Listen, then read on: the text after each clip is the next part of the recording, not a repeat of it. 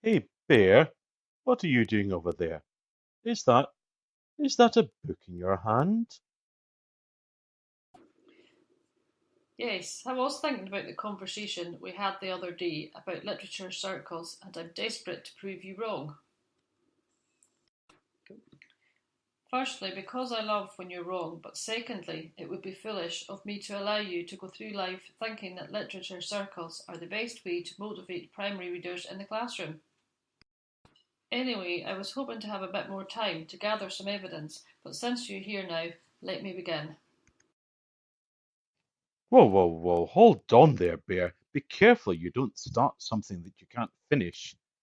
You are stomping in very dangerous territory now.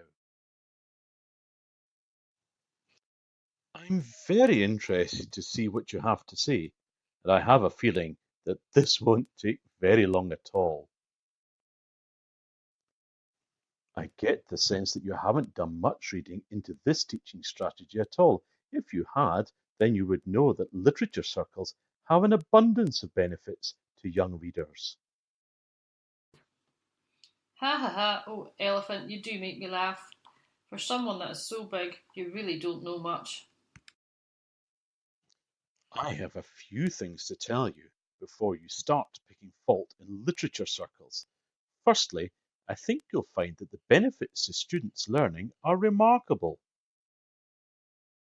Literature circles encourage children to discuss fiction and non-fiction texts, which allows them to gain a deeper understanding of the key concepts or messages. Furthermore, children work together to make meaning of the text by questioning others and explaining their ideas as they make close reference to the text. This allows detailed discussion to take place, as well as challenging assumptions and exploring complex concepts. Aha, and that's where you are wrong, my dear friend. I'm not finished just yet, Bear. What is more, literature circles help children to practice effective reading habits, and it gives children the opportunity to develop their reading comprehension. Children become an active part of the reading process, and their comprehension is maximised rather than passively reading through text with minimal understanding or thought about the content. So, all in all, children gain deeper understanding and they listen to other people's viewpoint to make sense of the book. I think there are a few things that you need to consider, elephant. How can students learn difficult concepts or challenge assumptions without the support of a teacher? How can children be expected to have the skills to be critical about what they read unless they are supported in doing so?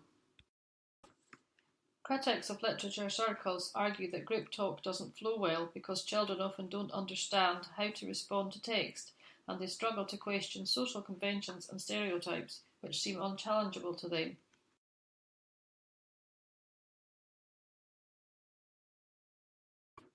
It is therefore necessary for a teacher to lead or prompt discussion rather than allowing children full control when it is likely that they will become distracted and conversation may quickly dry up or be dominated by a few students within the group. Then et al. Put forward the strong argument that literature circles are not the place to expect children to take critical stances. They explain that if teachers choose to enact literature circles in their purest form, with no teacher interference and free choices of topics for discussion, then students cannot be expected to take up any specific stances or perspectives toward texts.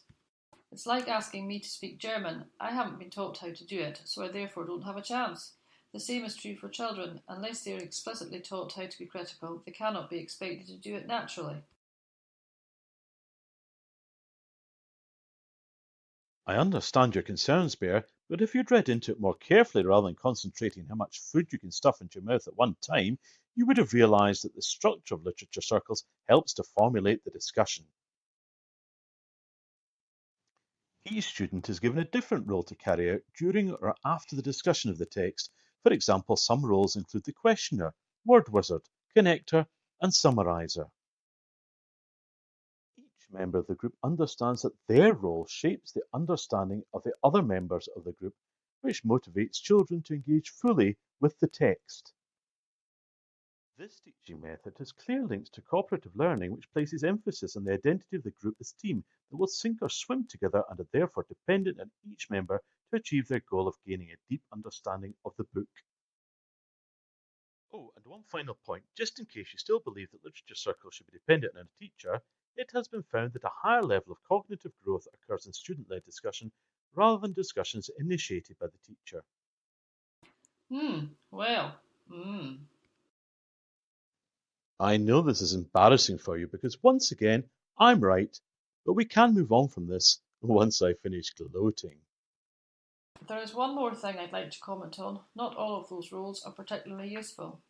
Rules such as the summarizer and illustrator are largely debated as they do not encourage children to take up a critical role of the text or think deeper about the concepts or meaning, and instead focus on the information provided and their personal responses.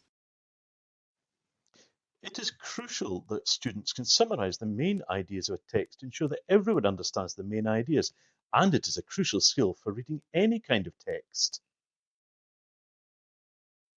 Do you want to continue this debate, Bear? Because I think it is clear that literature circles are fantastic for motivating readers. I think I need a holiday.